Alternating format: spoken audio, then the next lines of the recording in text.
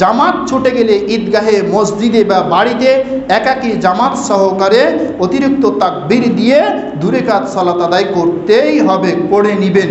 এখন এমন কিছু আইলসা মানুষ আছে, অলস মানুষ আছে, দৌড়াতে দৌড়াতে যা নামাজ আর পাইল না, কী করবো জি, তাহলে আর জামাতই পড়া হলো না।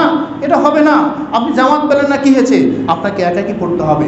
আপনি একাকী পড়বেন, কেননা যে এতে মুসলিম উম্মার একটা সম্মেলন, এটা উৎসব। এই উৎসব থেকে আপনি বঞ্চিত হবেন কেন? আপনার কারণে তো আপনি এই জামাত ফেল করছেন। কাজেই আর এখন এমন একটা বিষয় সমাজে এসেছে, এক জামাত ফেল হলে অন্য জামাত পাওয়া যায়, তাই না? তো আপনার যেহেতু সুবর্ণ সুযোগ আছে, এখন দৌড়াতে দৌড়াতে যে আপনি পাইলেন না, সেই জন্য আজকে জামাতি নামাজ পড়া হলো না, ঈদের নামাজই হলো না, পড়বো না, এর কথা বলবেন না, নিরাশ হবেন না। আল্লাহর উপর পূর্ণ ভরসা রাখবেন, ইনশাআল্লাহ আল্লাহ আপনাকে সঠিক জায়গায় সঠিক সময়ে পৌঁছে দেওয়ার ব্যবস্থা করবেন। এই আলোচনাটি পাওয়া যাবে ফিকহুস সুন্নাহ প্রথম খণ্ড 321 নম্বর পৃষ্ঠায়। এরপরে আসা যাক, একই ব্যক্তি একাধিক জামাতে ইমামতি করতে পারবেন, এতে কোনো সন্দেহ নেই, এতে কোনো সমস্যা নেই। যে ব্যক্তি একাধিক জামাত আদায় করাবে, তার প্রথম জামাত হবে আপনার গণ্য, আর বাকিগুলো যেগুলো হবে সেগুলো হবে কি আপনার আপনার ওটা হবে সাদকা, ওগুলো সাদকা হিসেবে গণ্য হবে। আর যেগুলো আপনার প্রথম জামাত, এটা আপনার ঈদের সালাত হিসেবে গণ্য হবে। তাই একজন ব্যক্তি ইমাম পায় না, ইমাম থাকে না, বা ইমামের ব্যবস্থা নেই, এজন্য আমাদের সমাজে তোলপাড় শুরু হয়ে যায়। হ্যাঁ, একজন ইমাম সব একাধিক জামাত পড়ায় কি করে? আরে বেটা, এগুলো তো জানার দরকার, এগুলো তো বোঝার দরকার।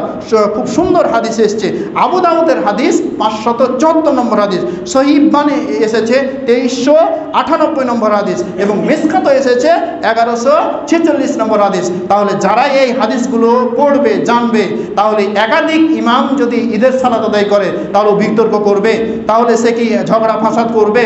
ও 5 ওয়াক্ত সালাত নাই, ঈদের দিন এসেছে, তো এক ইমাম 2 বার পড়েছে, তাই আর মাথা খারাপ।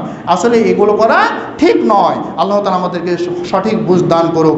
আনাস বিন মালিক রাদিয়াল্লাহু তাআলা আনহু ইমামের সাথে জামাত না পাওয়ায় তিনি নিজ বাড়িতে পরিবার ও সন্তানদের নিয়ে জামাতের সাথে 2 রাকাত সালাত আদায় করলেন। প্রখ্যাত একজন সাহাবী, সে জামাত পেল না, জামাত না পাওয়ার কারণে সে তো বলতো আর ঈদগাহের নামাজই আজ পড়বো না, আজকের সে ঈদের সালাত আদায় করবো না, চল যাই বাড়ি যাই, এ কথা তো বলেনি। কিন্তু ওখানে জামাত ছুটে যাওয়ার কারণে তার পরিবার পরিজন সকলকে নিয়ে তিনি বাসায় সালাত আদায় করেছেন।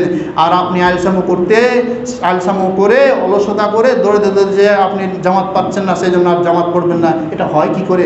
এটা অসম্ভব। এই নিয়ম আপনাকে বাদ দিতে হবে। সাহাবীগণ কি করেছেন, আল্লাহ নবী কি বলেছেন, এগুলো আপনাকে ফলো করতে হবে। কে কি বললো এটা দেখার বিষয় নাই। এই আলোচনাটি পাওয়া যাবে বাইহাকি 3 নম্বর খণ্ড 305 নম্বর পৃষ্ঠা, এবং হাদিস নম্বর 6459 নম্বর হাদিস। তাহলে আল্লাহ তাআলা আমাদেরকে ঈদের সালাত আদায় করার তৌফিক দান করুক। আল্লাহুম্মা আমিন।